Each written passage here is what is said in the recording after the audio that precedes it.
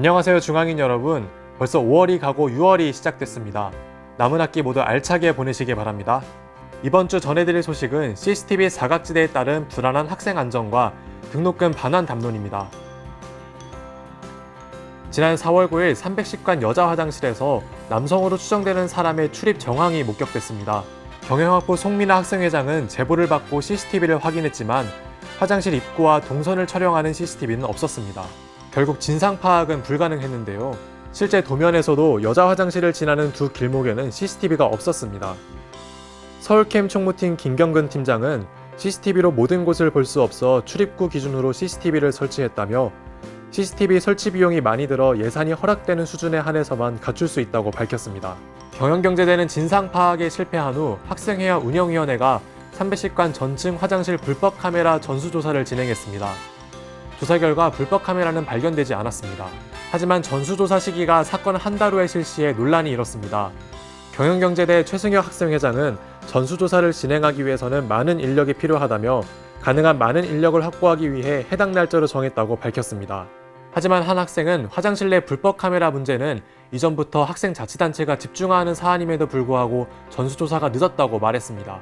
이런 사건은 처음이 아닙니다. 지난 2017년 9월과 11월 203관 여자 화장실에서 남성으로 추정되는 인물이 침입했다는 신고가 있었습니다.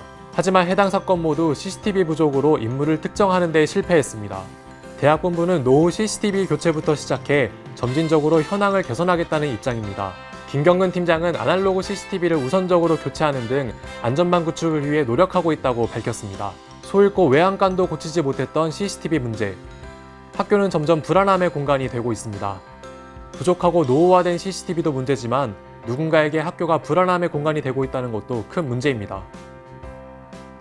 지난달 14일 전국대학 학생회 네트워크는 등록금 반환에 있어 각 대학과 교육부를 대상으로 소송을 제기할 것이라고 밝혔습니다. 전대넷은 학습권을 보장받지 못하는 현실을 소송의 가장 큰 이유로 꼽았습니다.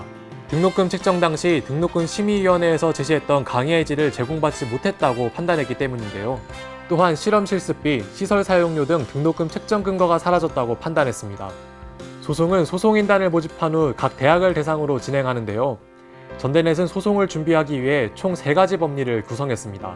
등록금 일부에 대한 부당이득 반환 청구, 불안전 이행으로 인한 채무 불이행과 그에 따른 손해배상 책임, 불법 행위에 기한 손해배상 책임입니다. 전대넷은 교육부를 상대로도 소송을 제기합니다. 고등교육법 제5조에 따라 교육부는 고등교육기관 관리감독의 책임이 있지만 이를 미흡하게 수행했다고 판단했기 때문입니다. 일부 대학생은 등록금 관련 헌법소원 심판 청구를 신청했는데요. 대학 등록금에 관한 규칙 중 일정 기간 교육 서비스와 학교 시설물에 대한 이용 서비스를 제공할 수 없는 경우 등록금을 감액하도록 하는 조항이 없었기 때문입니다. 청구인은 해당 내용을 규정하지 않은 입법 부작위가 재산권 등을 침해했다고 봤습니다. 이에 교육부는 헌법소원이 재판 요건을 충족시키지 못했다고 판단해 각하 취지의 의견을 제출했습니다. 교육부 관계자는 청구인의 소원은 부진정 입법 부작위에 속한다며 이에 침해의 적정성, 보충성의 원칙 등 헌법소원 심판 청구의 요건을 검토해 각하 의견을 제출했다고 입장을 밝혔습니다.